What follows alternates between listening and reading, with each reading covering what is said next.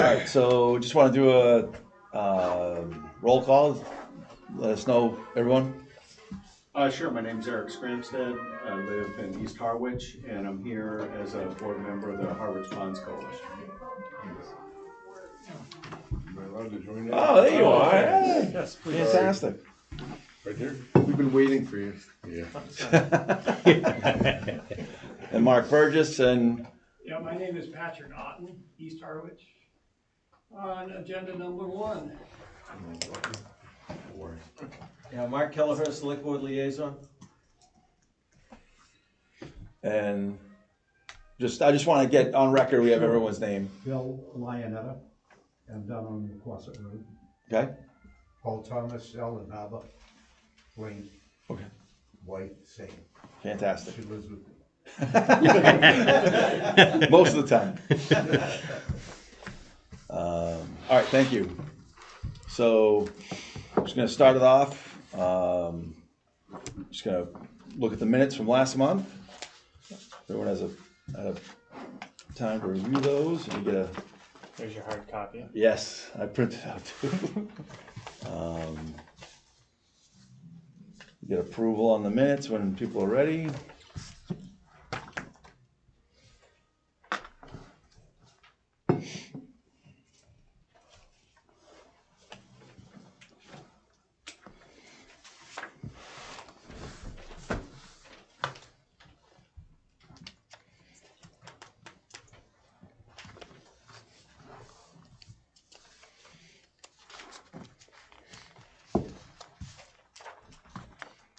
I'll make a motion to accept the minutes. I'll second.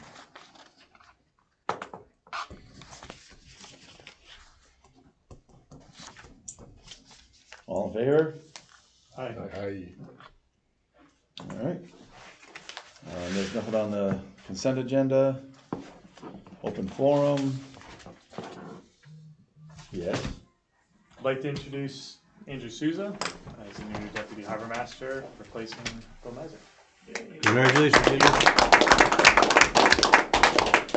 Thanks, everybody. Welcome. And we did fill his position with James Adamson. He is officially starting in 2 weeks from last Monday. 2 weeks from last week. So we have all of our positions filled for now, and we're not allowing anyone else to leave. Especially Michelle. Ankle brace like her. And then, did you want to do any review of the? Absolutely. So we got the revenue review. Just to note too, not to get into every line item, but a lot of the permit numbers you're going to see fluctuate. We still had people in August finally paying their Waterways fees and mooring permit fees. So, but all in all, this has been a strong year in comparison. I looked at the 5-year trend, and as you can see, some of the visitor dockage actually last month was still higher. So September, I would be surprised if that bumps up and surpasses the FY25 numbers, but yeah, very strong year. Yeah, offloads are through the roof from last year. Tuna's been good. Tuna's been Yeah. Their board actually closes tomorrow. Oh, really? Until August 1st, or October 1st, excuse me. But that's all I have for open forum. Any questions on the revenue? Okay. So we can move on to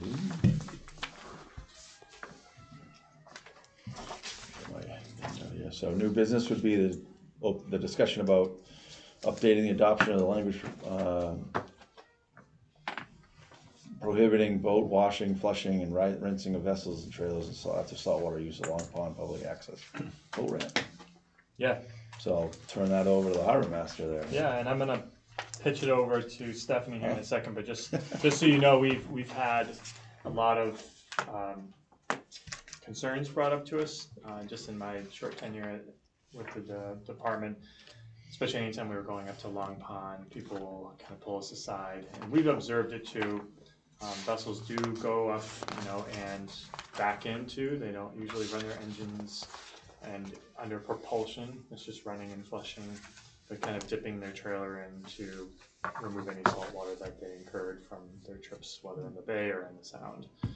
So one of the things that we did is we kind of, with these repeated concerns coming to the department, we wanted to address it.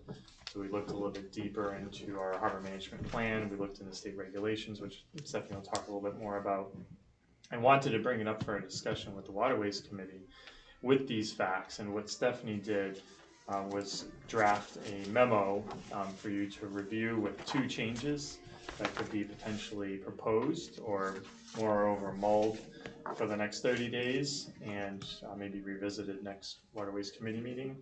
And the first one, well, actually, I'll pitch it over to you, Stephanie, since you authored the memo. So the first is really just a clerical update to the harbor management plan. So the harbor management plan under the boat ramp section, so in section 13 where it talks about boat ramps, it references appendix D.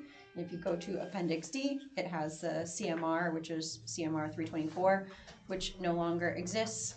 CMRs get updated, so we just would recommend updating our harbor management plan to reflect that change. So it's the same public access facilities language around boat ramps and other public facilities that are typically the state boat ramps, so like Saquatucket Harbor boat ramp. And it's now 320 is the CMR, so the recommendation is to simply replace this actual CMR language and number to reflect the state regulations. So that would be in section 13 for boat ramps, and then in appendix D for boat ramps, which is just a CMR. And then what's included in kind of the next couple pages is the actual CMR, in case anybody would like that for reference size, the new language for CMR for 320 in Massachusetts regulations. So that is really, again, just a clerical update. And then the second thing is really where we've, around the response from Harbor Master Department, Natural Resources, and potentially the committee to the complaints that we've received. And there are a few different elements to that. One is strictly just the use of the boat ramps. I mean, there is a sign up there that says, 5 minutes, put your boat in, take your boat out, but there's not really an accompanying regulation. So while it's lovely that there's a sign there, it's not necessarily an enforceable recommendation. It's something we might be able to have a conversation with someone about, but if they're not necessarily receptive to that education and recommendation, we don't have a course of action. We don't have authority to enforce even the sign. So something to, regulation to reflect that. I think, in terms of putting boats in and out, we, to my knowledge, haven't had any complaints about that. People taking a particularly long time. It's really just the actual bringing of boats there, not launching them, but putting the trailer in the water to rinse the trailer, rinse the boat. A lot of them have come back from saltwater fishing, so there's blood, guts, whatever else that's being rinsed into the pond. So it's not something that we really want going into that body of water. And then there's just the unintended use of the ramp, it's the wear and tear on a boat ramp that, I don't know, like lifespan, what the boat ramps there have left, but we definitely would like to discourage any uses outside of the intended use, which is really launching. Well, they're designed to that point of the intended use, which is within the CMR. So there's 2 major points within the CMR that was adopted in the appendix D in the harbor management plan, but that intended use, and we'd have to look at the engineering design, but I don't assume that it's for, that ramp was engineered for It's a shallow, 25 to it's a 35. shallow ramp. and Yeah. It's a shallow and short ramp, and it's getting, it gets washed out all the time. So it could Yeah. be partially from And we have rinsing boats an that- engine. If they do put in gear, just washing that out too. So Yeah.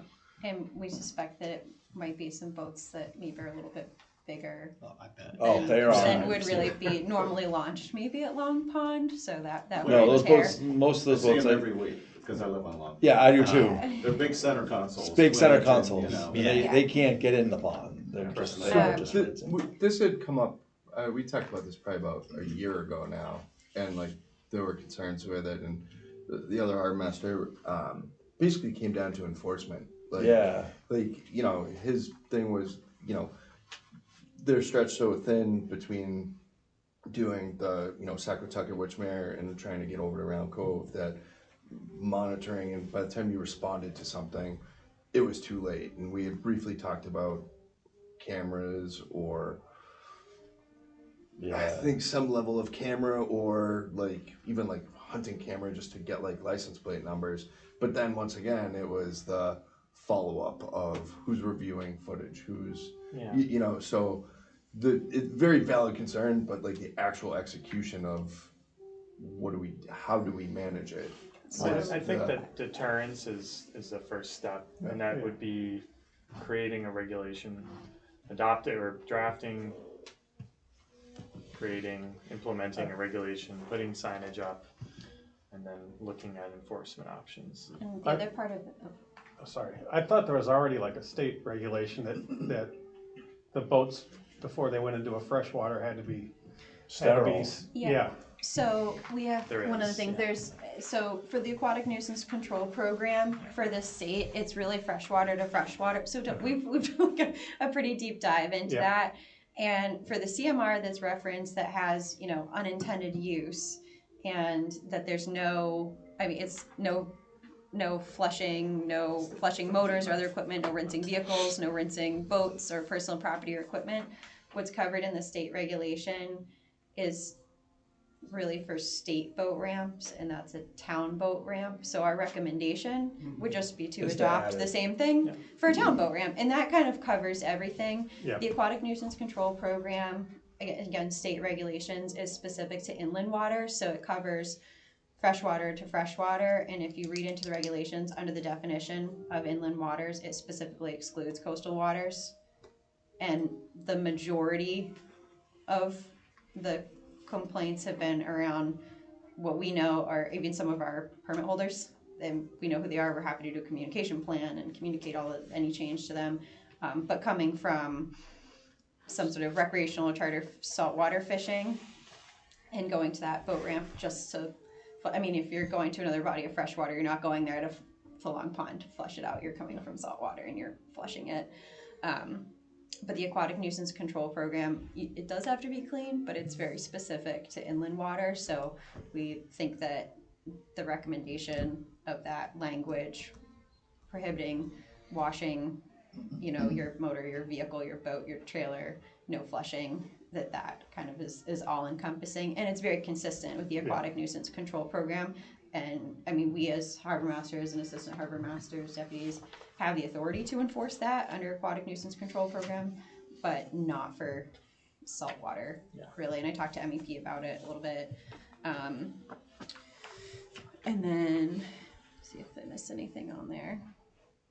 I think for this I meeting, think what we that's really wanted to do is legit. acclimate everybody to Look what we're it over, receiving, read it. what we're receiving from the public, something that we've been thinking about, and I would offer for potential vote a 30-day comment period, a public comment period to the Harbor Master's office in regards to this change in regulation. That way we can allow the public to have some time to review it and understand it, and allow us to come back with that, you know, next meeting, some refined, which really, when you look at the harbor management plan, we would really just stop completely referencing the CMR, or excuse me, adopting the CMR, but more referencing the CMR.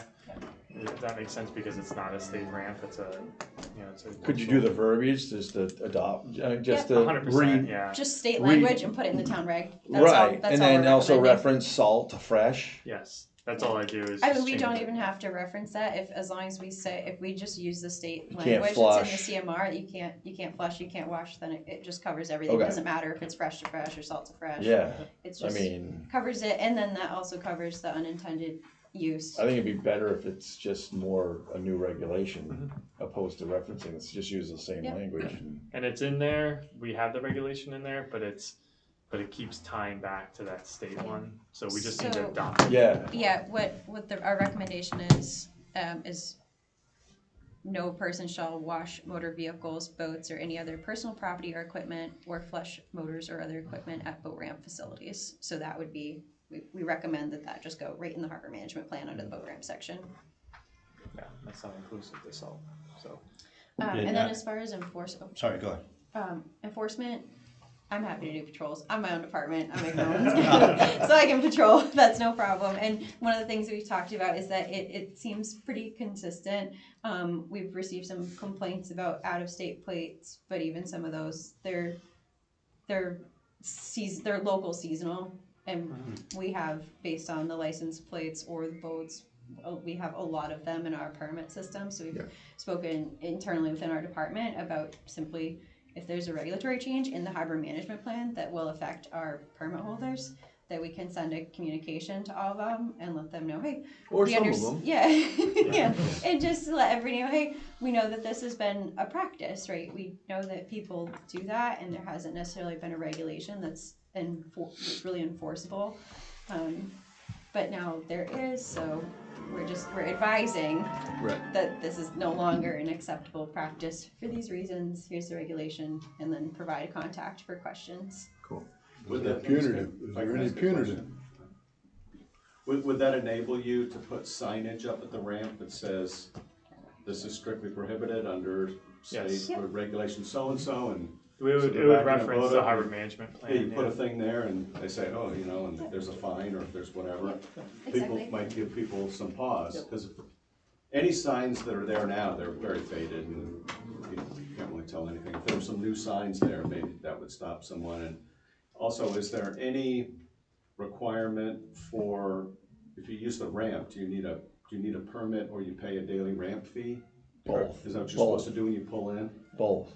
Like you can buy a ramp pass down there Yeah. for the day, can't you? Correct. And Or or a it's a seasonal sticker. So could you, the person that's manning, again, it's only a certain period of time, I don't know when the person at the front of the parking lot is there, but could you say, hey, when you see the 32-foot center console with the twin engines pull up, say, just a reminder, there's no flushing, there's no washing, and they've got to check their stickers, right? Or Yes. they're supposed to. Well, yeah, you're not letting I'm the not asking them to be an enforcement person. no, but they're you're raising not let awareness. in the parking lot unless you have a sticker. If you don't have Yeah. a sticker, then you're gonna pay for a day pass. Yeah. But I can tell you, 95% I've seen them. They're not going there at 12:30 in the afternoon. Right, no, it's probably at the end of the day. Yeah, probably sometime after Yeah, 5. so maybe no one's there.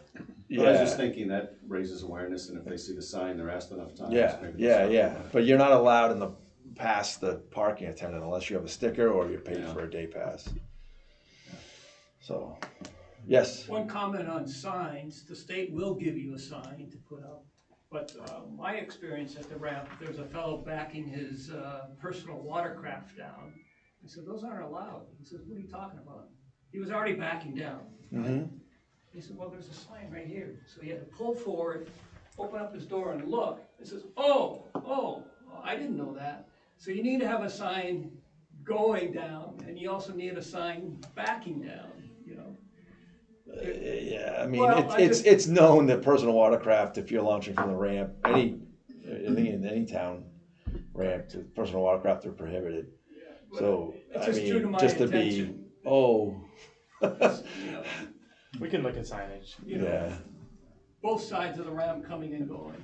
That's Okay. all. That's my only comment, my interaction with. Like you said, they probably need to be updated. They're probably faded and maybe need to be bigger and Kind of new Put 'em out. new signs, Yeah, you know, it's like right. Yeah. painfully obvious, here's a big sign, it's prohibited, subject to fine, you know. blah, And the blah, state blah. will give those to you.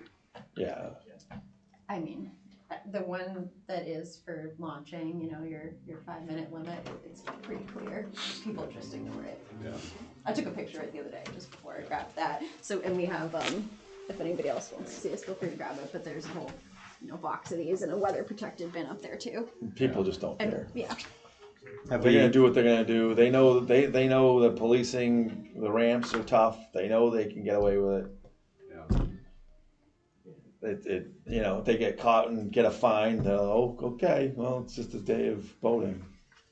It stinks, but, so, 30-day public. yeah, comment can we get a period. motion to, have a 30-day postponement to allow the public to look it over, and including ourselves, and anything. Postpone the next meeting, anyone?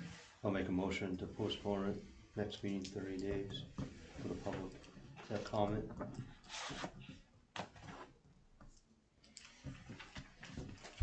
Can I get a second? I'll second. All in favor? Aye. Okay, all in favor, chief. All right, perfect. I think, John, you're fine accepting comments to Harbor Master Department? Yes, all comments can come to the Harbor Master Department email. Okay. Or mine. Perfect. Funnels to the same. I have one, how many boat ramps are there in Harwich? How many, I'm familiar with Long Pond and Round Cove, how many others? 2 in Long Pond, Round Cove, and Allen Harbor in Pawtucket, and Herring River. And Herring All River. need these signages and attention, or not? Well, I think the problem is the salt. I mean, we're not too worried about a freshwater going into a salt. Right. It's more the salt going in. So there's the two on Long Pond that we'd be looking at. People- The 4 others are.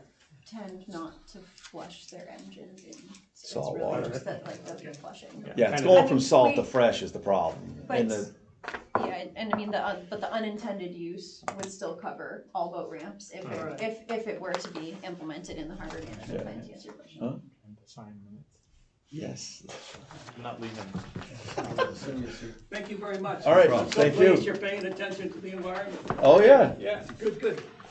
I think there's Can I a ask couple, a general question? Yes, sir. What, this is, may not be, what is the rationale, I know it's a state requirement, for not being able to launch personal watercraft from a town launch? What's the Why state stance on what's the, it? why is, I know what it used to be, what personal watercraft used to be versus what they are now. I think that's the answer. The definition of personal watercraft is so broad that I think that's where they're finding, and then What liabilities. constitutes a personal watercraft? Correct. So Is a kayak a personal watercraft? Yeah, but you don't need the ramp to launch a kayak. But if maybe you wanna use the ramp.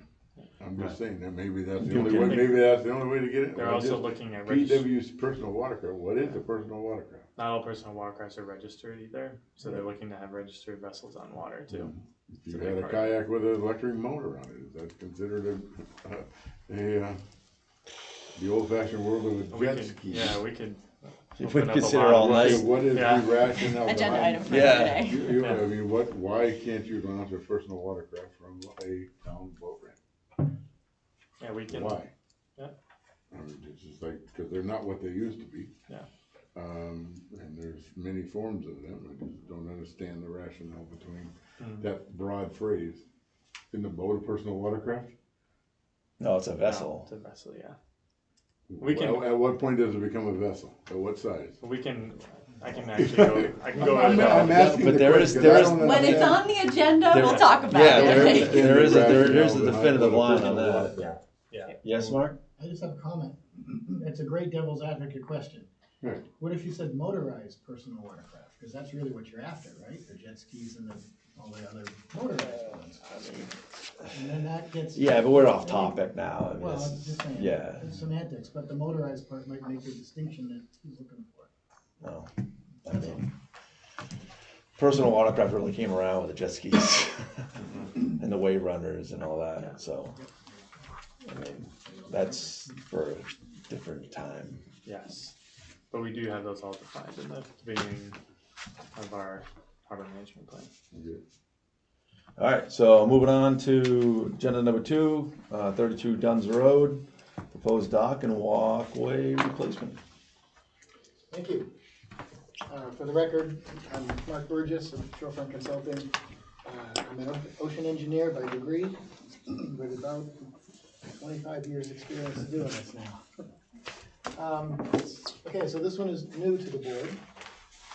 It's basically a rebuild of an existing permitted and licensed structure, ramp, pier, elevated walkway, pier, ramp, and float. The structure as it exists is exactly per the license and the local conservation permit, with one exception, and that's the float. The existing float is 10 by 24, which is too big, so the applicant is returning it to its permitted and licensed configuration, which is a 12.5 by 16 float. The only difference is that the edge of the float will go out another 2.5 feet because the existing float's 10 feet wide and proposed is 2.5, but that's what it was permitted for. There's plenty of water, 3 feet, but the deep water channel is 136 feet wide, and this is at the end of Oyster Creek.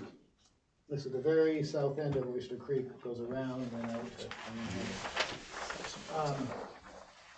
Whenever we do a rebuild, we try to make some improvements if we can. In this case, if you've been out there, this elevated walkway is just pretty much sitting on the ground. So we want to raise it up about 5 feet or so, where it's level with the stairs. Bring it out to a point at which we can ramp it down to the existing landing that's there now. Now, the existing landing is kind of an odd shape, but it's supported by 6 pilings that still look like they're in fine condition. But the vents and the decking, the piles stick up about another foot. So we're gonna leave the piles and just raise the whole deck up another foot to right as high as we can get it on using those existing piles. So no pile driving, no water work, no dredging, nothing. The float, gets rebuilt and brought on site. We can use the existing ramp. It'll be a little bit steeper, but it's actually really good because the ramp angle is really nice. So in this part of the design where I had to come from the new height and get back down to, well, the other new height, if you will, but a shorter height, I tried to match the ramp angle at low tide. So that's why these last 3 sections are ramped down. They provide 5 feet of clearance over most of the marsh with the exception of the last bit. I would assume that conservation will consider that a vast improvement over what's there now. And it's a double pile design, standard dock design with your cross bracing below mean high water, your vents, your support braces, and then the decking. Canoe or kayak racks. Right now he's got 4 or 5 boats stored on the grass over here. We're going to put racks on the elevated walkway up here so that they're up at the railing height way above the grass and not on the grass. So you just walk out of the walkway, pick up your kayak, walk down the rest of the walkway, shove it off the float, and away you go. That's really about it. It's a reconstruction and improvements where we can make them. And yeah. Thanks, Mark. You're welcome. Comments from the harbor master? Yeah, again, thank you for that, and thanks for getting it over so timely too. I had a couple questions in regards to depth. So what are you seeing, and I'm looking at the grade, so for everyone here. So the grade right here, and you're looking at the end of the dock right here, and then the end of the dock shore side here. At the end of the dock, it says 3 feet mean low water. Is that what the depth is going to be? Well, this on the seaward side of the dock. Yep, it's at least that, yeah. Because on the chart it kind of shows it at 3 feet, and I was wondering, as we discussed with Amy and Stephanie, what would be the depth, looking at the contour line, kind of going up on the back side of the dock. On the landward side. Excuse me. I have a scale that I can give you that dimension. Okay. Amy had already pre-commented on this, saying that because it's already existing, that the backside, if it, I could tell you what it is, that's no problem, but she said that she would be okay with it because it's already existing and permitted, or that edge of the float is existing and permitted. The new float's not going landward, so, but I can give you that dimension. I'm sure it's over 30 inches, so Division Marine Fisheries would prefer, in an area significant to shellfish, they want 30 inches of clearance. Yeah. In an area not significant to shellfish, they want 18. Of course, they don't tell us they don't define us what is significant shellfish habitat and what is not significant shellfish habitat, like so many counts per square foot or something like that. So it's a little nebulous, but give me a second here and I'll see if I can get you a dimension. It doesn't have, I mean, no one's going to be mooring up back there, and No. I think it was more the conservation requirements of making sure you have that minimum depth? It is probably, it's over 18 inches, it's not 2.5 feet, it's probably just slightly less than 2 feet. Okay. But yes, I have an email from Amy that said that because it's a permit, if it was new, Yeah. that would not be the case, and we don't want to dredge. Okay, that's one of my questions I'll get to, but the only other thing that I had concern for was the mooring of the vessel at the residence. You know, being that the water depth does consistently go inward pretty dramatically, and there's not a lot of water on the face of the pier, I would say that mooring should be restricted just to the face of that pier and not on the side. The short sides, because you would be aground, you know, the probability of being aground is extremely high, being that there's only 18 inches at the end of the pier. Well, it depends. If I owned, I'm sorry, if I owned the property, I wouldn't dock a boat motor into the land. I would dock a bow in, which puts the motor in the deeper water anyway. And if he decided to do that, it's a 12.5 foot. It's a 12.5 foot float. So even if you kept the stern at the end of the float, the stern would be in the same water that the outer boat would be. Is that the intention of the owner to use all three sides? He only has one boat, and it only needs, it's a jet boat kind of a thing. Okay. I don't know. Yeah, You know the whole thing with me. it's like a Hinckley. But it only needs like twin jet drive, I think it is. What is it? Draft? Well, make the specifics. 2.5 feet. Yeah. 2.5 Next to feet. nothing. He said 2.5 feet, yeah. Okay. Was it 30? What? Was it 30? I think so, yeah. Twins. But in order to dock that boat there, he wouldn't be able to dock any boat longer on the sides anyway. So I think, my point is, I think the situation takes care of itself. Okay. All right, just Yeah. let it be known that may be something that conservation will address as well. And then dredging, of course. Like, is there any intent to dredge in the future? The boat doesn't need it, he doesn't need it, he doesn't need it. Okay. Stephanie? I just want to clarify, so you're not sure if they plan to dock on the face or not? On the face. Like on the face, so, Well, you know, certainly where the boat is now, yes. okay. So if it were to be restricted, no docking on the short sides, that probably wouldn't affect them, I think, if that were restricted in the permitting.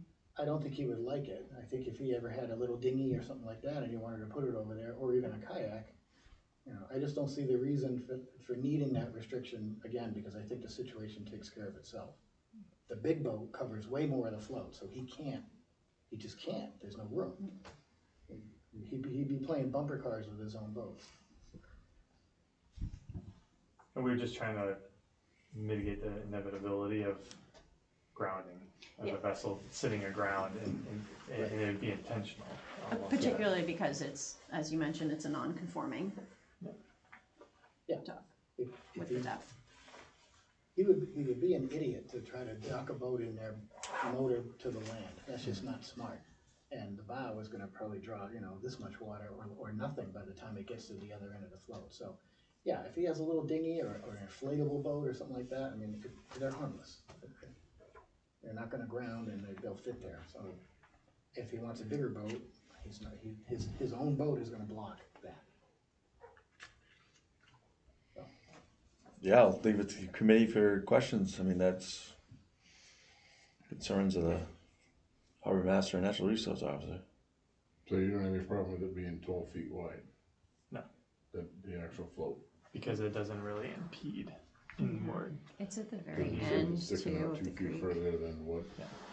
Considering the location of this dock, not at all. I mean, it's right at the end of this creek. No pilings on the outside? No, there's 2 pilings just to the on the float inside. now, and they're gonna stay, they're good enough, and they're spread far enough apart to service the new floaters. Or actually, they're narrow enough to service the new float. They'll be pretty close to the edge, but we measured it, and, yeah, it'll all fit. No piles have to be removed or even replaced, and if they did from over the winter or something, they would just go right back in the same hole. But at this point, we're not planning on doing any in-water work. I have a question for you, Stephanie. With a project like this, it wouldn't need a shellfish survey, would it, if we're not doing any in-water No, work? I mean, I think the non-conforming plan that you're proposing is preferable over dredging. Yeah. That, and I think conservation, that's really under their purview to address the non-conforming proposal. with that depth, and you said for shellfish, it's preferable over dredging. So you're okay if we don't do a shellfish survey for this one? Yeah, I think as long as there's no dredging, I think DMF typically, from my understanding, will provide comments anyway, Well, they always do. based on the depth, so I think that would really be the only thing to be addressed. Is there, 18-inch or 30, or, if DMF wants a survey to be able to determine that, if they do have a particular density threshold on which they're making that recommendation. But yeah, with the pile staying and no dredging, and it's an existing structure, it's it's a big part of it too. Cool. DMF, in 25 years of doing this, DMF has never asked me to do another shellfish survey. Their only comment on the floats about grounding is make sure they don't ground, or they'll go back to the small dock and pier guideline of the 18 and the 30. I can't imagine in this end of the lagoon it being significant shellfish habitat, but that's up for them. But they'll comment. I think the commission can decide whether they want to engage in those comments from DMF or not. Am I talking too soft, by the way? Can you hear me all right? Yeah. Okay. All right, good. Any other questions or concerns? No, way up that far in the creek, I don't see any. It's in the turning basin, really. It's correct. Yeah. There's no changes. It's not gonna really affect anything way that far up the creek. Yeah. No pun intended. I'll make a motion to accept the plan if no one else has anything to comment on it. Whatever the plan number As proposed. that's proposed. Yeah, so we got C1. CS. SC 276. 276. I'll second it.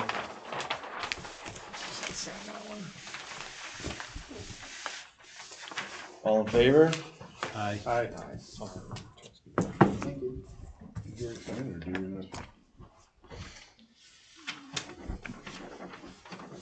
Guess we just gonna get 2 copies signed.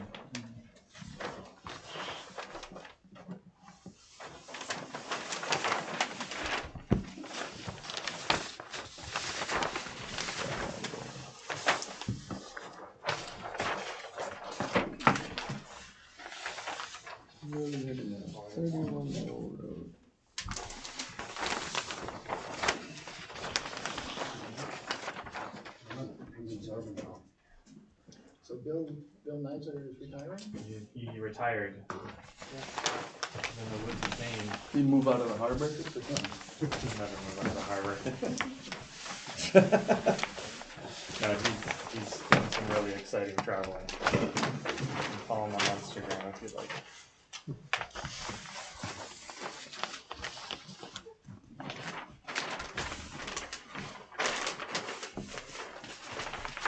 You want these, Mark? Those are mine. One for you, one for me, right? Not the signed ones, okay?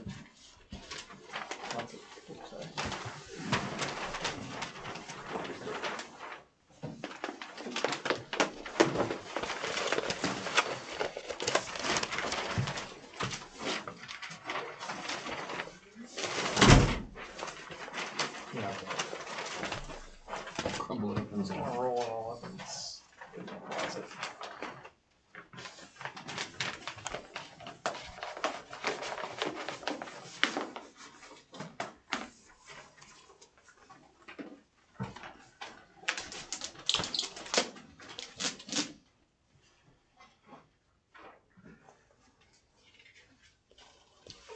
All set with that? I can move this if you need to move where everybody can see it better. All right, so moving on to 31 Mill Road, dock replacement. All right. You guys, this board has seen this before. We made one change that was at the suggestion of conservation. So they're still dredging, they're still reconstructing, or they have the ability to reconstruct the entire thing in place in the same footprint and all of that. It's a joint owned dock. The southern portion here will be converted to 5 by 20 foot floats instead of the 5 by 40 foot pier. The dredging footprint was increased slightly to go full side to side, 75 feet. The yardage from the previous time I was before you, we tried to keep it right under 99 or 100 yards. It's now at 254. 254. So part of that is because the clients wanted to dredge all the way. If we're gonna go over 100, they said they should do what we need to do, you know? This is all poop. One quahog was found in the entire shellfish survey.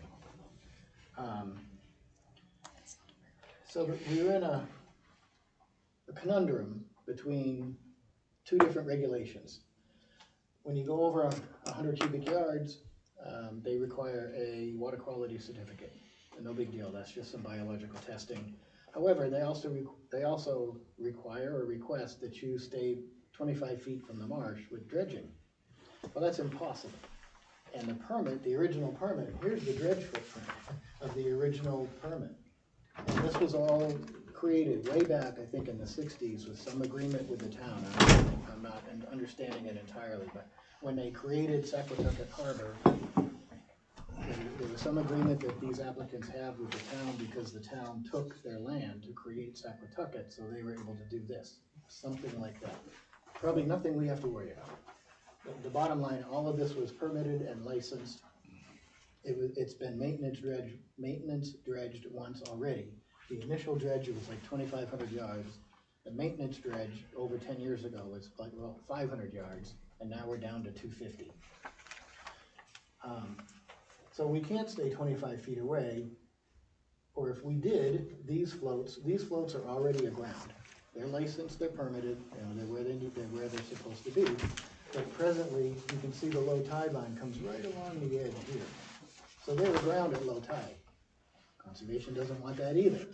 So I said to him, I go, well, which regulation do you want us to comply with? If we increase the depth here, we have to dredge underneath, which means we also have to dredge slightly landward of mean low water, which is now is assessed as intertidal dredging. So, and they don't like that either because technically from the environment regulations, you're converting coastal beach to land under the ocean. And I look at that and I go, well, that happens all the time. You guys dredge the outlet of Allen Harbor, it still has silts or sands up, sandbar at the end, that's now coastal beach. What do? You dredge it out, you return it to land under ocean. So I don't see why it's a huge deal, and it's this much. Now DMF commented on this, and they totally screwed up their assessment. I commented back, and they admitted where they were wrong and said, okay, thank you, and we haven't got a revision, but everybody who saw the first letter understands the corrections that I asked them to make. So with all of that, that's the conundrum. Can't dredge, you can't keep the dredging 25 feet away unless the floats are aground. You don't want the floats to be aground, so we want to dredge under them. So Amy at the last hearing suggested an overwash bulkhead, which really is a brilliant idea. I wish I'd thought of it, but I can't take the credit.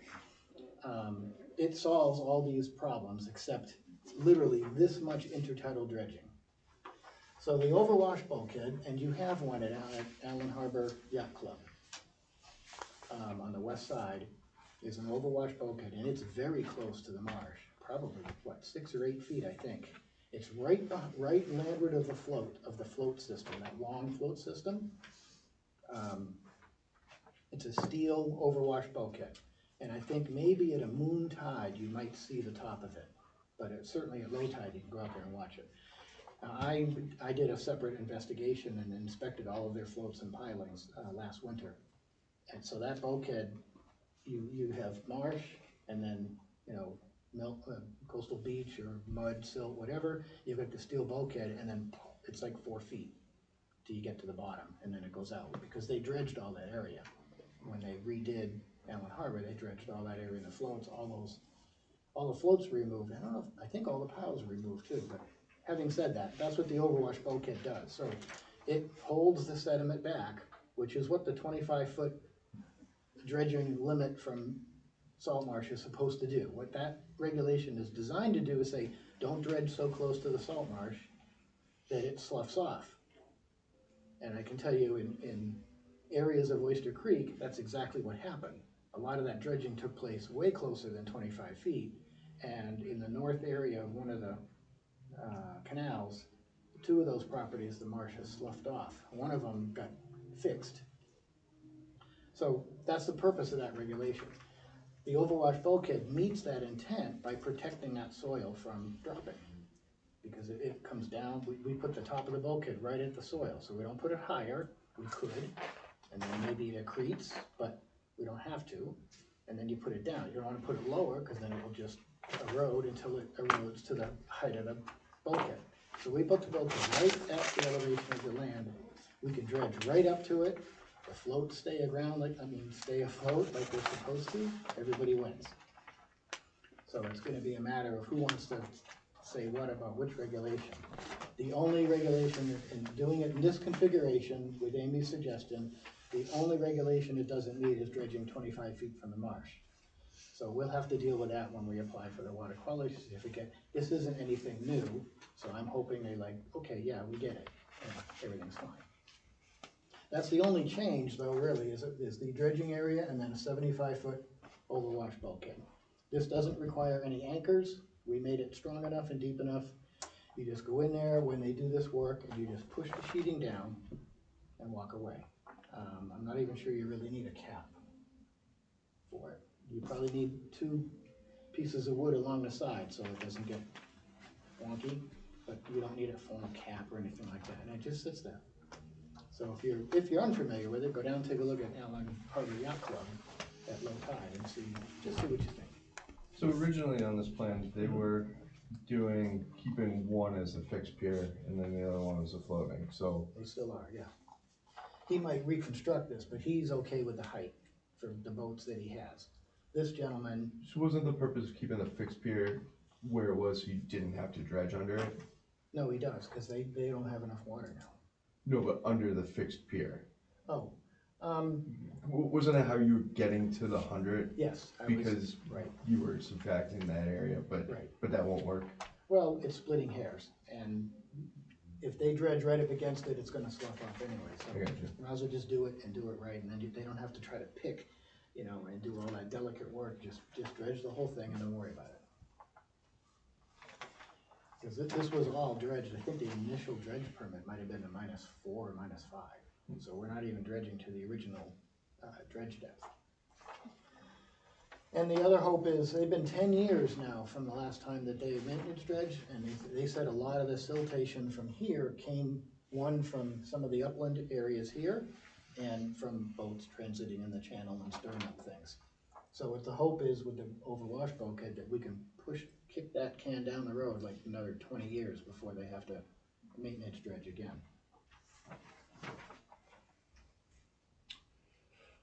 So if my memory serves, it was, one of the biggest discussions was when it was being dredged, wasn't it going to like the ramp, and Yes. we were Yes. worried about all that. Is that still in play? We had talked about a special conditions or recommendations from the board that would say that no dredging would occur, it would only occur, I think we talked about November to the January 15. So We're twice the size now, though. Is that still a concern? Well, we talked about the physical use of the ramp Right, which for is- the removal of the Which is not allowed. Yeah, which which is not allowed. permitted. Right. Right. There is a bulkhead on Saquatucket where they Right. could potentially offload there, so no, we do not intend, I think that note is on here. It's still in there for Saquatucket use under the discretion and approval of the harbor master. Yep, use of the launching area requires coordination with the harbor master. Okay, so I know we won't use the ramp. There's a bulkhead on the other Right. side, and, You lift the materials off. right, and off he goes, right. And it depends on what company does it and how big of tools and toys they have. And you were talking about how much room and all of that. So Beacon just did, and we think Lemco is gonna be doing this project. So Beacon comes in, they don't do anything small apparently.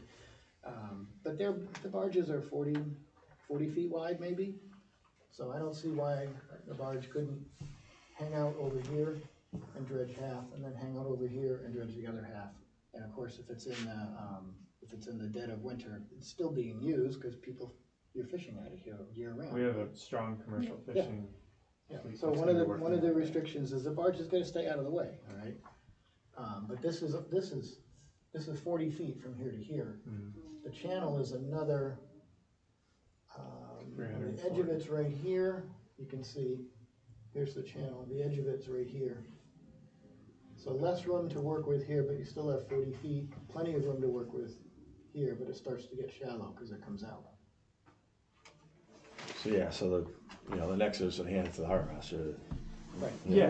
We had a very good conversation with Beacon, if they do it, but the contractor, we had a very good conversation with the contractor. We met ahead of time and they said, okay, how can we do this? And I believe they did everything that you asked.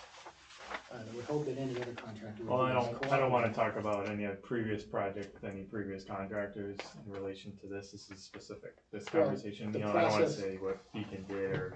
Okay, but what I'm speaking to is the process that where we brought the contractor in for a meeting before, at our separate pre-construction meeting, and said, okay, guys, how are we gonna do this? And you brought up your concerns, they brought up what they could allow or had the equipment to do, and I think it worked out. So that kind of procedure, you should definitely recommend that on the pre-construction meetings for projects like this with conservation, that Waterways or the harbor master has to be involved. And I don't think that's happened before, but you definitely should be involved at the pre-construction meeting. If not, have a separate meeting with the contractor beforehand, your choice. Yeah, it's in the permit. Yeah. And it will be going forward for all construction, Projects. yeah, where I have a pre-constructions and not just a notification. There's a big difference. Yeah, well, Amy's so- always had meetings, but the harbor master hadn't previously, wasn't.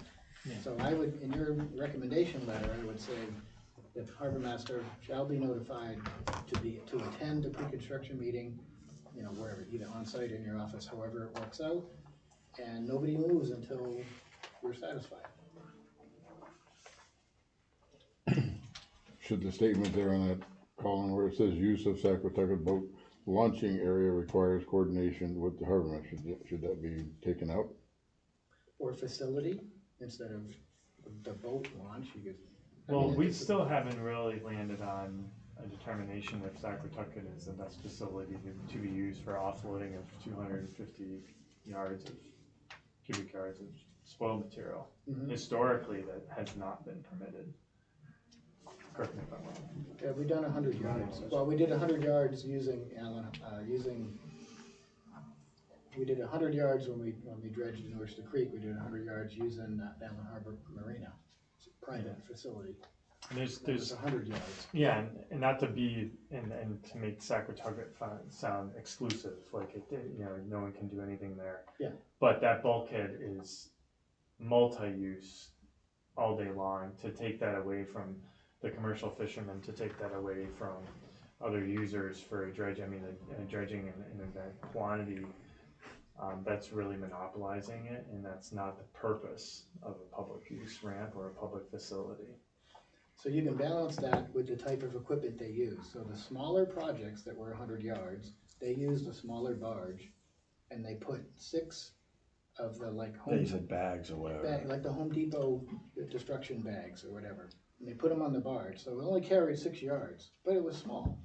And when the truck came, all they had to do is just pick it right off 6.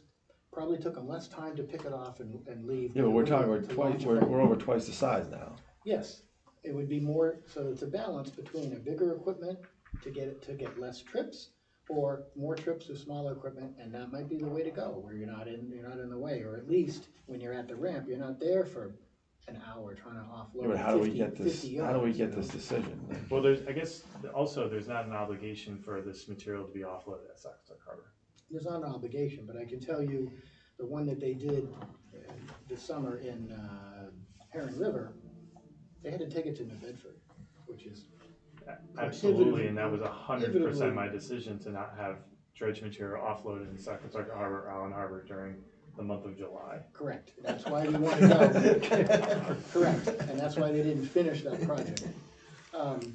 So yes, we want to do this in November to January 15th. We know that January 15th is the cutoff date. So those are all recommendations that should be in your letter, and they'll be followed, and those are conditions that can be included in the order. Should it be a time thing? Excuse me? Ken? Should it be a time thing as opposed to what hours of the day or hour of the day you're allowed to use that booking? Well, I wanna make it so that you have the jurisdiction to make it work, so we can discuss it, but if you get too specific, and then you try to get outside of that to make it work, you know, you wanna, I would say, give John the authority to work it out with everybody. And if that, those Well, he times, has for the instance. authority to. Well, no, I know that, but I'm saying, to state a specific time now might not be the best approach when we get there in November, or next November, or whatever. So I would leave the details out, but make the suggestions and the recommendations about the function and the goal. I'm really gonna be hesitant on something this large and giving recommendations and suggestions and just making strict policy, you know, making a regulation. You know, being that I don't wanna say, I recommend you come in November and December, that doesn't mean that it needs to be followed. Like, I would rather say, you know, hey, let's set a time. To Yeah, you need a Right, that's what I'm definitive. just saying, an hourly thing or a I was date. only suggesting that because you guys aren't a regulatory board, you're an And that's it. advisory board, so your advisory comments would be taken as law for conservation, but we can't make regulations here. Can I'm it, sorry, you've been trying to talk. well, I was just wondering if the pre-construction meeting, like we were referencing that we've had before, if that covers it, if a recommendation here for the harbor master to decide and advise at a pre-construction meeting covers that, or what, I don't know what the best course is to recommend to conservation that covers that. We can recommend that we approve the project in as drawn, the Yeah. process of it. I mean, I think that just falls under. Yeah, that's. The harbor, like, I don't think we have anything to do with that. I think that's the determination of the use of the harbor under his authority. But I do think that there should be some striking words out of The plan itself. Yeah. You know, that should be struck, that a dredging, offload or upland location will be determined through, collaborative discussion and agreement with the harbor master and conservation office Yeah, any offloading of dredge materials at a public facility shall be coordinated. in the town of, Harwich. So is that, I mean, is that, so that we're down to that. I mean, you planned, you don't have a problem with the plan. Yeah, It's just more the only, so. well, the only thing is, do these plans need to be amended before you sign them? Because Yeah, they do. I want that taken out. Because we can't sign something that's gonna need to be amended, so. Okay. So We would make a motion We to, can't just cross it off. no. I'm just, Well, can you cross it off and initial it? And that's right. I mean, can you just redline it, put the verbiage you want? That has been done, and since these plans don't get recorded, I mean, even conservation commissions have done that. Right. I mean, I'll revise it before I send it to conservation. I guess is another month detrimental to the. Well, this has taken a lot longer than, they wanted to do it this winter, and this has taken a lot longer than. So I mean, I guess it would be your call of like moving it forward by doing that comfortably, if you're comfortable with I that. would like to provide you with the Words you want. words I want on Okay. here, and then for a signature next meeting. Not to, and that's not to lay you at all, but I just wanna do it right, I wanna have it on here, and I wanna have some time to think about what needs to be on there, because it will probably be a precedent and a followed, practice going forward. Okay, I'm supposed to be back in front of conservation on October 1st. I don't, for me, I don't see any reason why I can't continue that, knowing that we're gonna get this change from you. And you could just write a letter to the commission saying, I want note 9 on the plan revised to say this, and they will make me do it. Yeah, but we can't, as a committee, we're not signing that unless that is revised and down on paper. Yeah. So, I I mean, can- any way you wanna go about it, but I can make the revision when I get home and have Dan stamp it, and I can get it to you in a couple of days. yeah, but we're not, as a committee, we can't, Right. you know. All right, well, I think we can proceed in parallel and everybody can get taken care of. I think that's a conservation question for you. Yeah. to Yeah. answer. If they- That's not a waterways question for Right. us. So I'm gonna get a note from you. Be contingent. Note, And I'll get you, note 11? revised verbiage by the end of the week, hopefully. Okay, It's not too It is complicated. Wednesday. They all just blend. Just so you don't put too much pressure on yourself. Okay, can I get a motion? Make a motion to postpone or continue case number, I can't read it, I can't see it. That's SC217. Okay, as shown, until next meeting. Where the verbiage will be changed. for note 11. Okay, Leave it I as guess. a, we're just gonna postpone it or table it till the next meeting. Yeah, second? Sure. All in favor? When is your next meeting? Third hang on. Third Hang on one Wednesday of second. October. Yeah. It would be the 15th. Yes. I'm not here. Andrew will be here. We'll be coming back from vacation. You get vacation already? Of course. The Harvard, I say, yeah. Vacation from Sure. here. How do you swing Sure. that? I know, right? Alright, so, old business, 37 Noms Road. Okay. Did Mark Olson? You should just join us. I know. Can I be on a committee if I don't live in the town? No, Oh, I've been asked that. You know too much. sorry about that, I can't.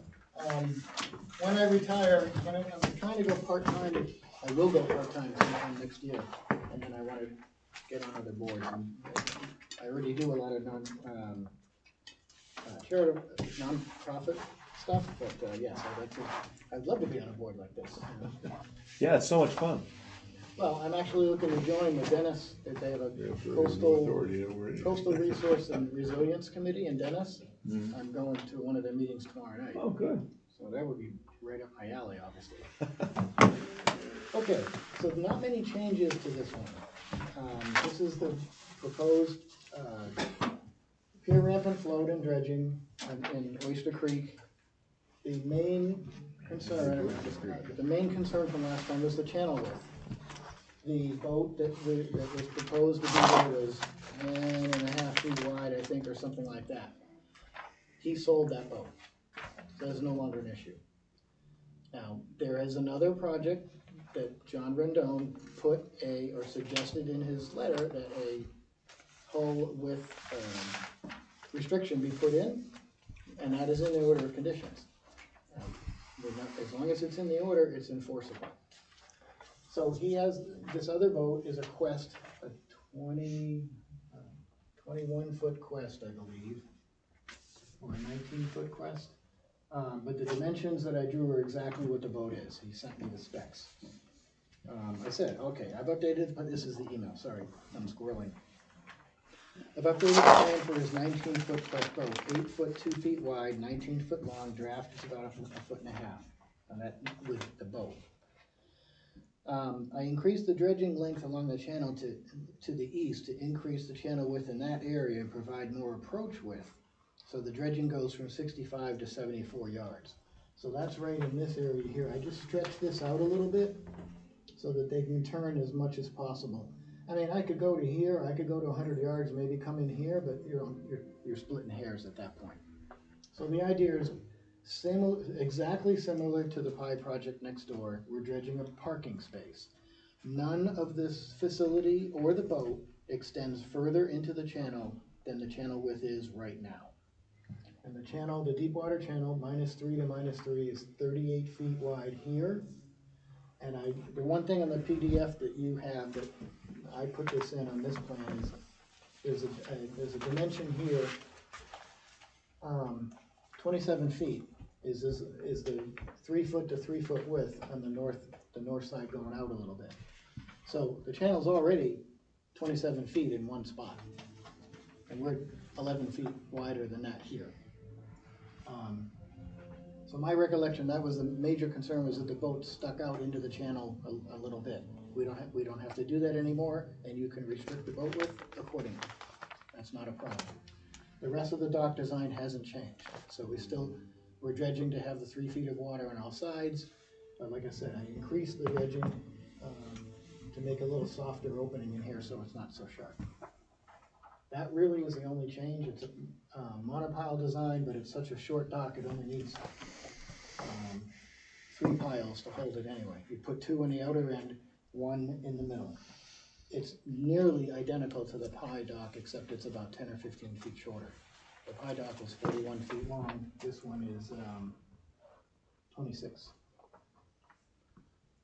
So I guess with that, and this will be another one where maybe they work with Allen Harbor to offload the spoils. I don't know, but it's only 76 yards, so this project should be exactly similar to the pie project next door. And it was modeled after that. But I think a key here is that the channel is 27 feet here and 38 feet here. So if somebody can make it through here, and they can't make it through here, you probably shouldn't be voting. All right, You said it again, Mark. so we'll, What? You said it again. I know. Just like in April. Yep.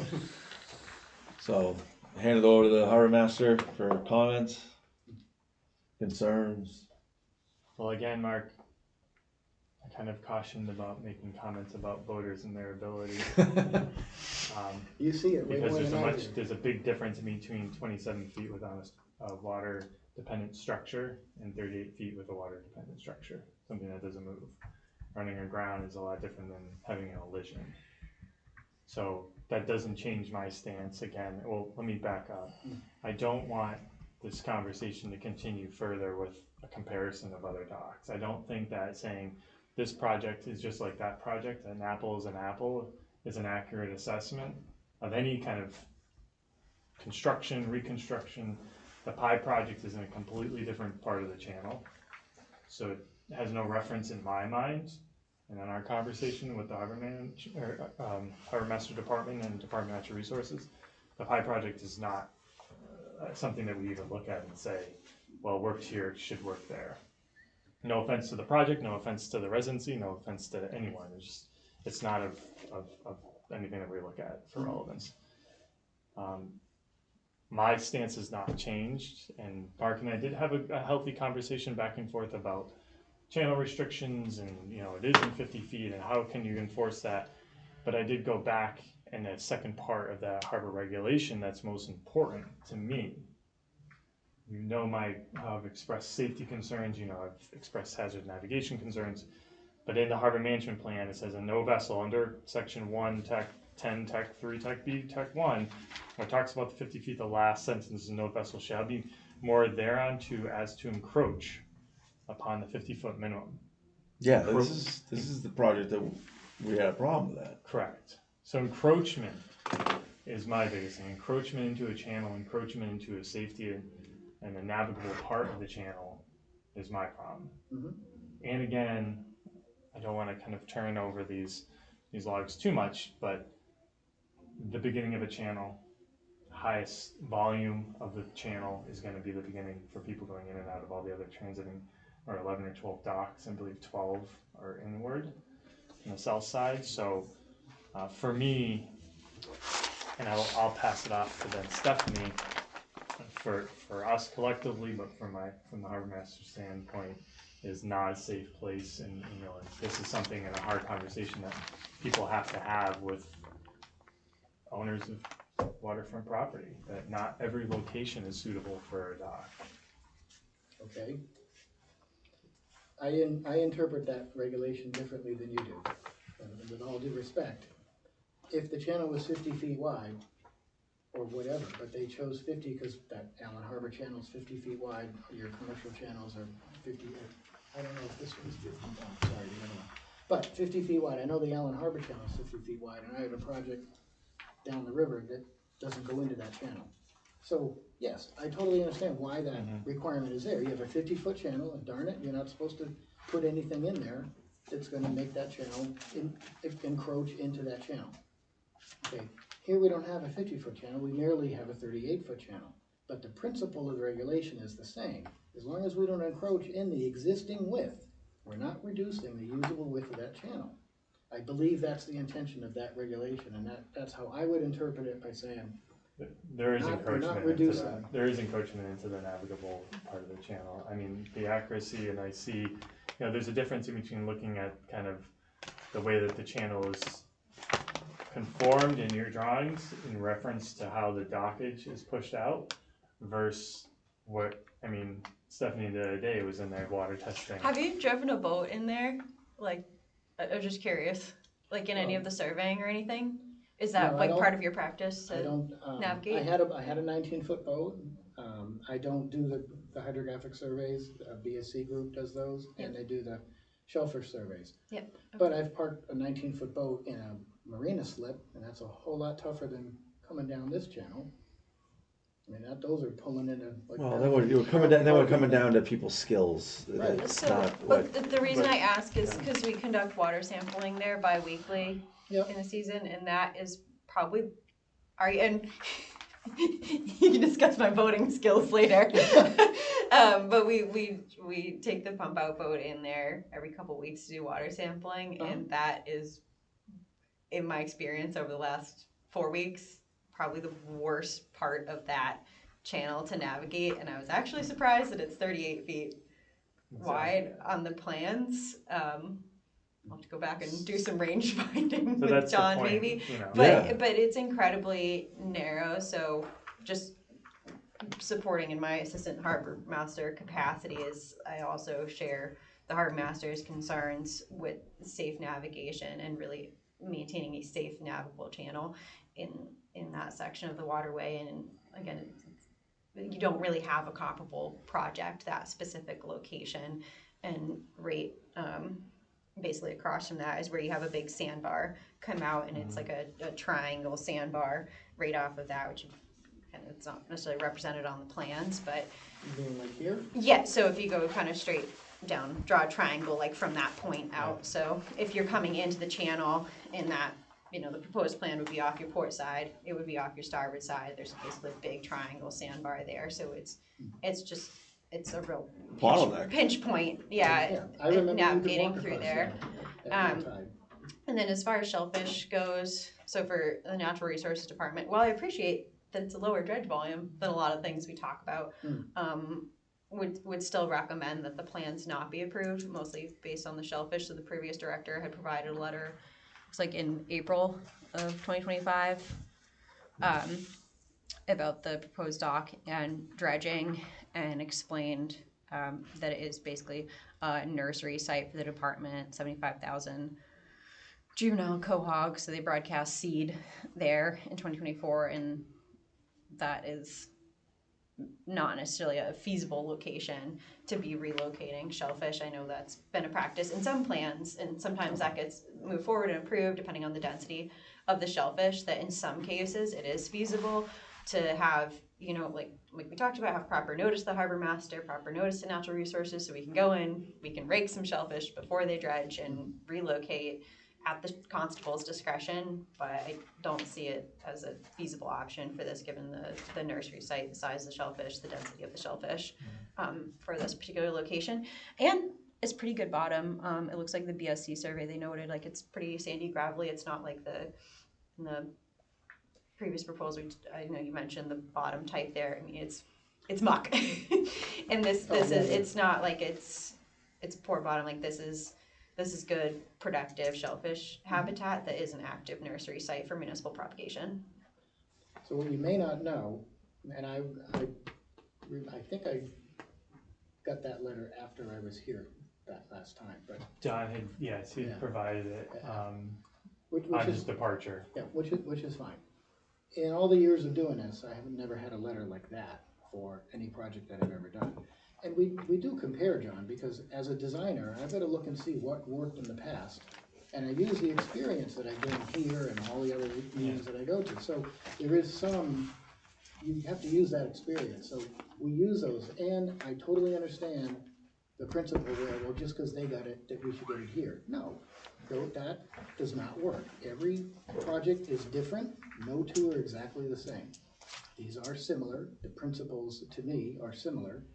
But what you may not know, so the PI project, it was required to do 3 follow-up shellfish surveys.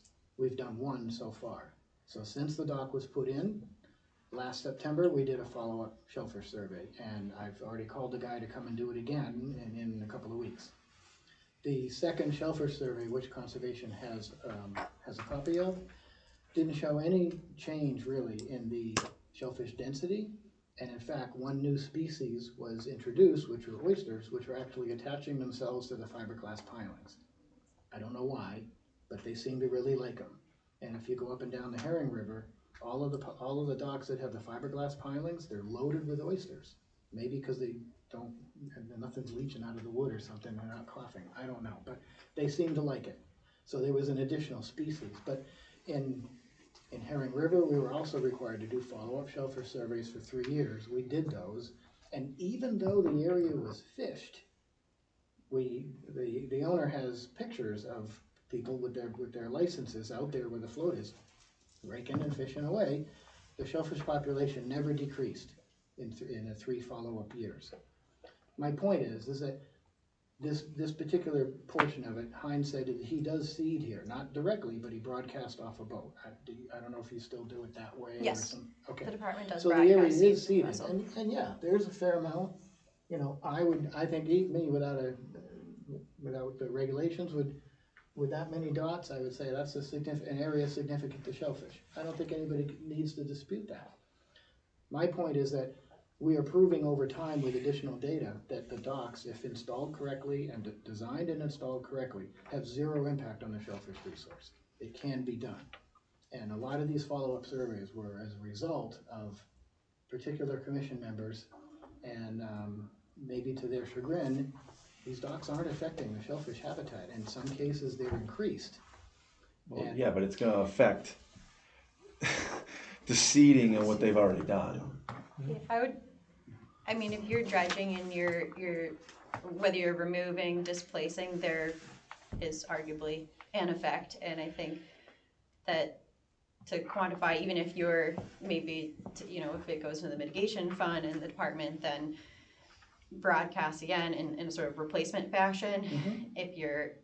If you're removing juveniles, before they have a chance to spawn, and then you're doing shellfish mitigation to sort of then supplement that population, there's still an effect. And I think it's really just that it's an active nursery, and it's new construction. We're not talking about replacing an existing structure. And I think the comparison thing I absolutely get. It's and I have other projects come to mind. Like I said, the bottom type, like talking about muck versus sandy bottom. I mean, we can compare some of those elements of different projects. I'm not familiar with the other project that you referenced. It sounds like it was before my time.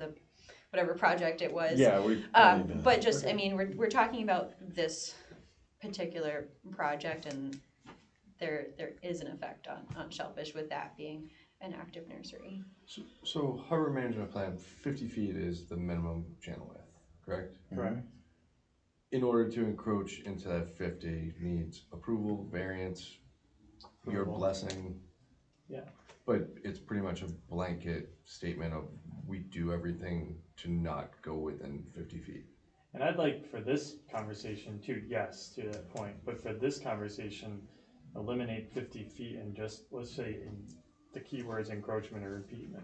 Well, I guess my point is, even with the creation of the parking space, we still haven't created a 50-foot channel, so we're still in 50 feet. The number, it's still, you're still at 48, 49 feet. So, I mean, it's just like in building, if a setback is a setback, I mean, I guess I'm... Correct. And then by giving a variance then opens up a huge door to any channel that's 16 feet saying, oh, I'll just cut back in 40 feet to make a parking spot. Like, I don't know. I don't see it being productive, but that's just me. I want to go back to what Stephanie said, if you don't mind, Dan, about her recent time in the channel. On April 6th, it was my first week, because my second week was here.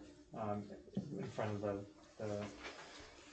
the committee, and Bill had taken me through there at a mean low as well, and we couldn't even actually get all the way up to where we were trying to go due to the channel. We're in the marine, the eastern, but that's to the point of there's a big difference as mariners and navigators and waterway users in between looking at something on these charts and then driving the channel, knowing the risks, and visualizing that at nighttime or in restricted visibility or with maybe only one engine, not two, or some type of impairment.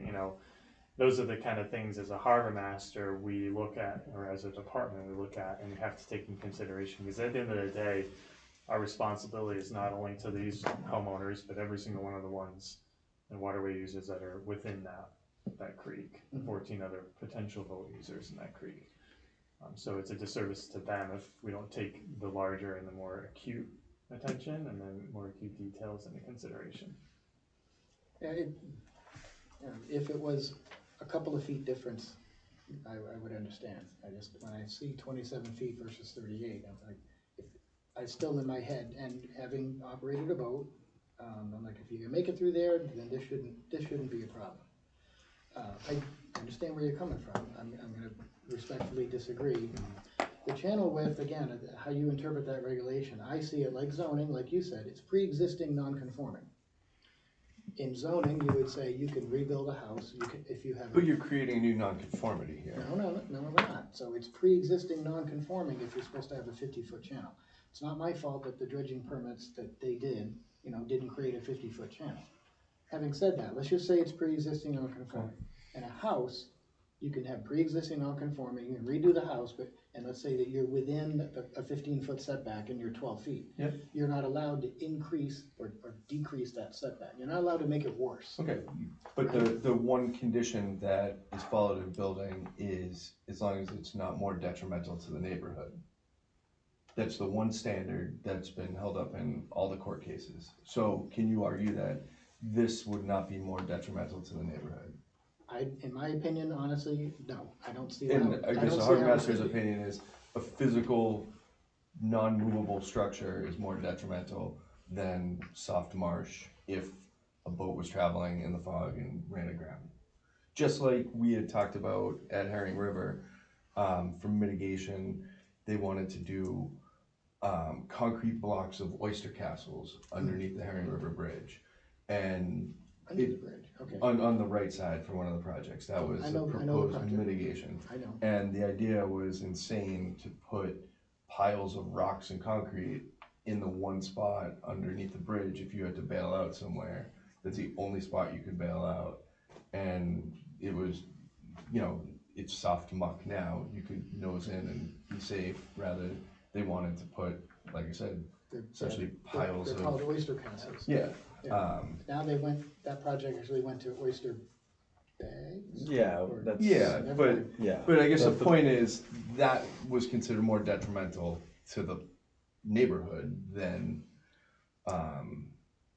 doing it in a different way or not doing it. I guess that's my point. And I want to give the gentleman in the audience here. I just wanted to make one last comment, and just to kind of piggyback on what you just said and tagging in the people. I've received multiple calls over the last several months in regards to this project, and concern of navigators, people within and people outside of this Oyster Creek, saying that that would be something that they would be very concerned about, and that is in their mind, again, hazard navigation impact to users and to neighbors. Okay. Yes, sir. Yeah, Bill Lyon, I'm down at 16 Waquasit, and I have a dock access a couple houses away from me. For 20 years, I ran a 25-foot makeout with twin outboards, and I just got a 30-foot boat this year. And when you go down through the channel, past where we're talking about this dock, if you look at the channel at that point, this is where it's deepest, and then it kind of goes up on the north side. That's where it's been dredged. So if you come from that point across, when you boat out of there, you've got to hug very tight, because the prevailing winds are either northeast in the morning or southwest in the afternoon. And we've got to be extremely careful. And I don't have too much windage, but with a little bigger boat, it's tight for me. The guys that got inboards, two most experienced boaters in there that have been boating in there for 25, 30 years. Both of them went aground last year, pushed with the southwest wind on a low tide, trying to make the turn. So, and I think, Stephanie, you said it best. When you come out and you gotta make the point, and you got a southwester pushing on you, it's tight. Now, I usually kick up my port side engine when I'm making that turn up around the point. And when I'm coming in, I pick up the starboard engine, just for those reasons. But if you got an inboard, and a couple of the guys do, it's really tough. So, in difference to your experience with a 19-foot boat, you start driving a 25 or 30-foot boat, there's a huge difference in terms of how much that stern will slide, especially with the wind and current. And I haven't even kicked in the current, so Yeah. you get a current and you get a southwester, it's a real issue. The other thing we've got to watch in there is we have swimmers, we have people on kayaks, and many times we just, you got to kill the engines, back down, let people get out of the way, and be careful. So we've been talking about boats. I'm more concerned about the kids that swim in there, kayakers, paddle boards, because when it gets rough outside, a lot of people come inside because it's a nice kind of quiet place to run around. And so from a safety standpoint, John's point, it's just when you start getting people in the water, it's even more of a concern. And it's not that I don't want to see, when the Pi Dock went in, not to talk about, I know what you said about talking about docks, but I didn't have a concern about the Pi Dock because it's safe travel by there. There's plenty of room to maneuver around, but once we start to get up to that point where we got to make that turn, that's where it gets really tough. So, but thank you for listening. Thank you. Appreciate it. So Bill, are you telling me that you weren't part of the group that hired Arnold E. Wilson to fight the Pi project? I don't Well, think that's off topic. We're not getting We involved can in talk that. about that I've outside. tried to, We're not going there. Thank you. We're not going there. You guys want to discuss that in the hallway? You guys can have that. That's not part of this. Thank you. I don't have anything else. Okay. Anything from any of the committee members? I have something. Yeah, go right ahead. I'm just trying to figure out why you stopped with your delineating where the Oyster Creek 38. Why didn't you go past the boat? What's upriver? What's the chance? Does it pinch down? Does it widen up? I just see the red lines delineating at 38 feet stopping. We got sandbar all here. And that's my point, is we don't have anything to reference past that point to know how you would manipulate a boat as leaving, and you got the stern as a boat on top of the red line. So it's not like it's and that's assuming that it's tied up tight to a dock. I mean, there was 2 feet, the boat wasn't tied up to it, it would be sticking out further into the channel. So it just seems a little misinformation right in that area. Well, it's not misinformation, that information. Missing information. Missing information, thank you. I have that data because it's part of the other project. I can take those lines and marry them together. I just can't tell what's The same going company on. did, BSV Group did both surveys, so. I know it isn't, that's why, Yeah. my point is being that there's more information that could be That's gone fine. into the decision. That's easy. Can I ask a question? So it seems like this location doesn't really work for the majority of people here. Is there, I think we asked the question back in April. Mhm. Is there another location on the property that would fit a project that would potentially be more amenable or to the board or to anybody? When we first started this, we looked at 2 locations. And the second location was basically right off of this part of the bulkhead here. And where I had it, it was 32 feet wide. So that's why I chose over here, because the channel was wider. Yeah, I just don't. And the dredge volumes initially were really close. Everything was really close. accept the channel with, so I think my reasoning said, hey, let's go where it's wider to begin with, right? But yes, we did look at, I'm just looking for solutions. rather yeah, than- I have survey and I have a profile over here and everything. Now, let me ask you this, Mr. Davidson has a mooring, it's not shown on here, but it's probably about here, with, I think it's about a 13-foot boat connected to it, is that fair to say? So in that boat, I've seen it sitting on the beach because the mooring is right at the edge of the channel. So that boat is either sitting on the beach at low tide or in a southwest, it could be sticking right out in the middle of the channel. So my logic tells me that having a boat that's fixed is way less of a potential obstacle than when it's swinging all around that Mr. Anelli has to go by when the conditions are just right. That little boat is probably out in the middle of the channel. And what's your experience with that? I passed within a foot of it. Yeah. Yeah, but it's not it's not a fixed Right. dock. It's not where someone, Not you the know, structure. My point is a swinging mooring can be more of an obstruction no, than it a can't. fixed boat. No, it can't. I can Why? put No a way. fender It out takes on up the side of the way pump more- Yeah, out. you It's a can way you more can you room. can move a 13-foot Boston whaler easier than a dock. We have to run into it to do it then. No, you have somebody stand at the side of the boat and fend Fend it forward. off. Okay, Yeah, I wouldn't do that, but I mean, I get you it. know. If that's how you treat those things, then I. Well, okay, no, okay. we don't want to treat it any of them. We don't want it. We don't want a swinging boat out in the middle of the channel, regardless. Yeah, And or an obstruction in the channel, regardless, and or a fixed dock. I mean, I don't know. It's up to the committee. I just don't see how it's wide enough. I think you're. Can I- Yes, sir. Just one more comment. When you look at the plans, it's getting a little bit more minutiae, if you will.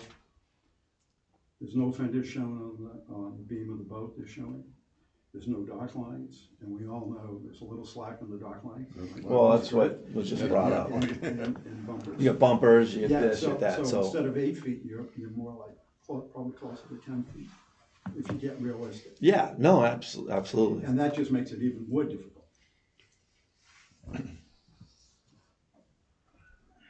I mean, I'm ready to make a motion. I'm gonna give Mark a chance to withdraw without prejudice, if he chooses, but the motion I'm gonna make is not to accept the plans as presented. With the plan number being, 4188-08 or 06. At this time. Is a denial better than no decision? well, again, because you guys are an advisory board, you don't actually deny, you would just vote not to support. yeah. Right. That's all. And you can give your reasons in a letter, and then it's up to the commission to decide whether. Well, we're gonna make a motion not to accept this plan. His plan. Not to accept. Not or to Not to support. endorse. Support. Not to endorse. Yes, yeah, that's fine. As presented. All So right, because that's the submitted. commission is a regulatory board, then they're the ultimate ones that have to decide whether. Yeah. you know, Our what's- job Can we- is, what's our going job on is to there. protect Can I the get waterways. a second? Yeah, I'll second.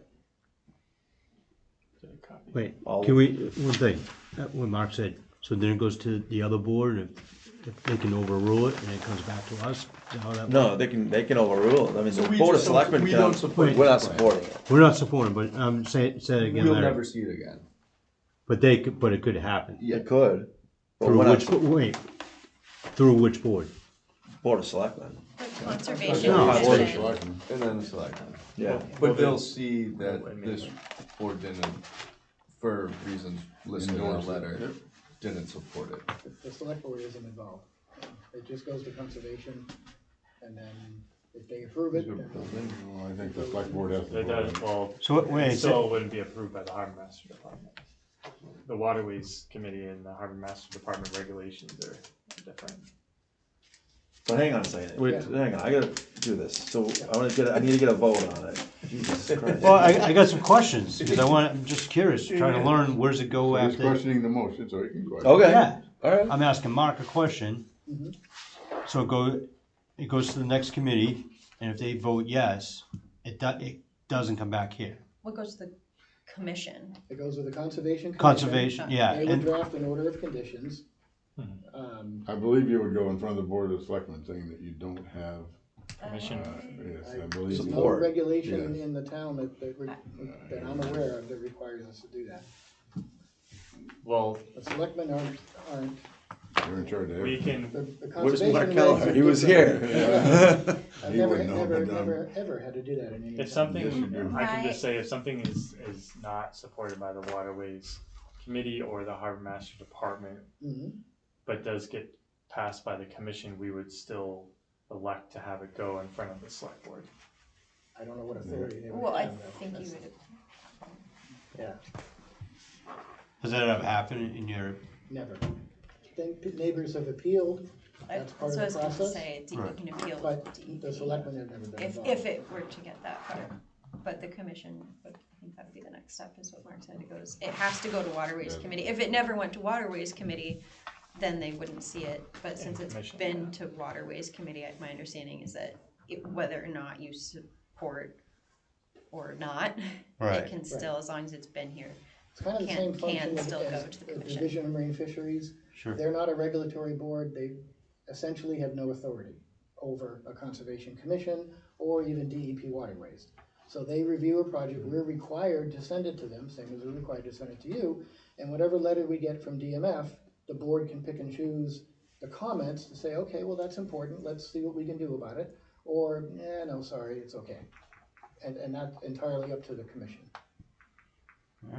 But if you wanted to appeal, you would, our decision, you would go, or our recommendation, you would go to the select board and then they would listen to both sides and then they would, so if you wanted another affirmation of the plan, you would go through the Board of Selectmen. Because we work under the charge of the Board of Selectmen. Okay, well, I have never Correct, yeah, appealed, I I've always never thought it was- appealed We to work this. for the Board of And if Selectmen. it's not conforming to harbor management plan regulation, so if it doesn't conform and it's against the harbor management regulation, then you would have to go and get permission from the board, the select board.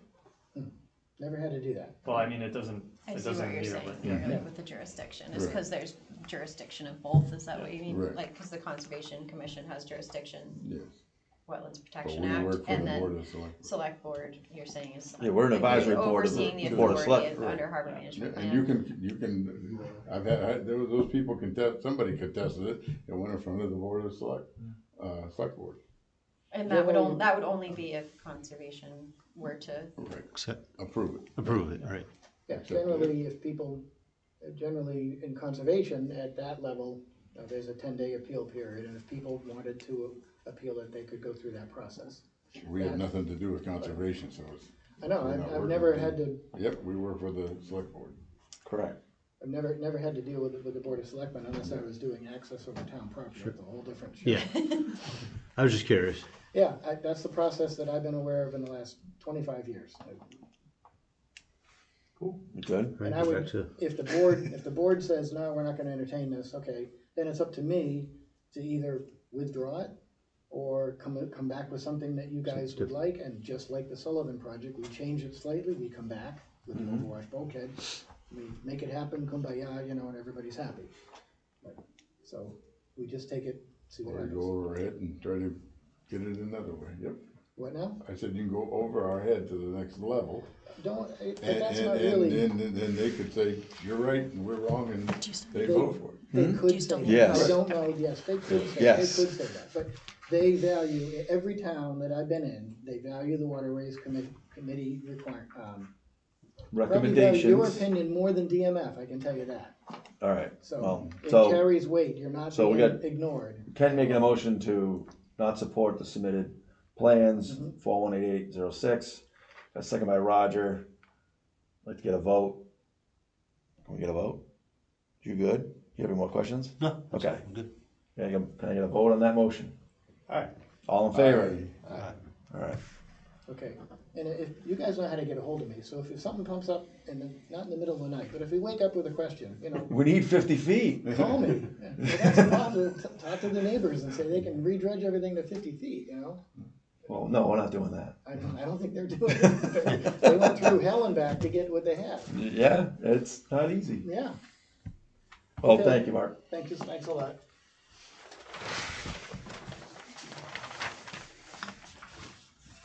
Didn't the homeowners up to that creek, pay for their own dredging? Yeah, I think they did. Yeah, I think So so. they, I they think so. elected to do that with the net. Thank you, folks. wider. Thank you all. Thank you very much.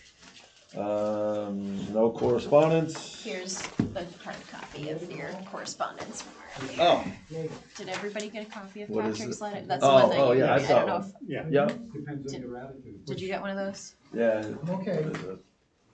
Did I give you a copy of that? I think it's the only correspondence.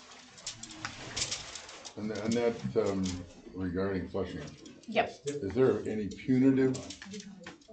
Yeah, like if someone, if, I didn't hear anything, I heard about Well, are we allowed regulations to changing. talk Boy, about that, even if no, we're? let's, I need a motion to adjourn and then you guys can speak amongst yourselves. Okay. So, look, I make a motion to adjourn the meeting. Just wait till the next I'll time I second come it. back. We'll have. Oh, no, I can't make the motion. I'll make a motion to adjourn, yes. I wanted to make. Larry, have at it. Can I get a vote on the adjournment, please? Yes. Aye, all right. We finish up at, And Robert's rules. Do you need any of these, or you want to? Yeah, I'll take it, yeah. all right, meeting's over. All right, thank you guys. Talk amongst yourselves. Do you wanna? Hit stop. Button. As long as there's The red 4 button. more, you can. You know Jason Borden?